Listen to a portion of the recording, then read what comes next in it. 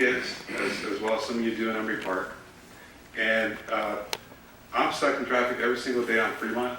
And what I can tell you, having been involved with AQMD, having been involved with some of our regional boards, this is not just an Alhambra issue.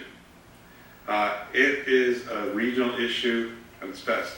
The way that it's been described in the past is in a way of when somebody's having heart surgery and getting a triple bypass or what have you, you've got to open up an artery in order to be able to relieve some of the congestion that is causing some of these strokes. It may be funny to some of you, but the reality is that kids living near a freeway have some of the highest cancer rates and have some of the highest disease rates that anybody else in the nation does. So there's a straight correlation between cancer acquisition rates and living near a freeway. We're not only close to the freeway in Embry Park, we're close to another freeway being Fremont. That particular venue is stacked every day. I think 40 to 50,000 vehicles per day exit on 710 North. And, there definitely needs to be some relief. There was a mention of we needing modern day alternatives. Well, those modern day alternatives are not off the table. We're looking at those too. We had a presentation actually where I met Melissa, where we tried to get some residents out to learn more about the issue. And unfortunately, it wasn't that great of a turnout.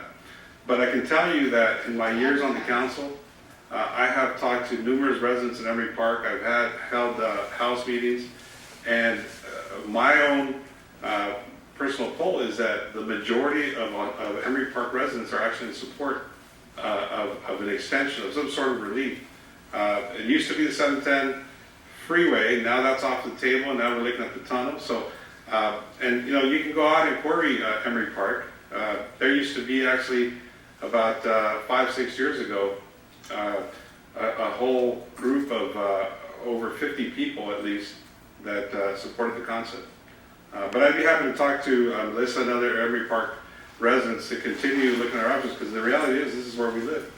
And so we do need some relief in some form or another.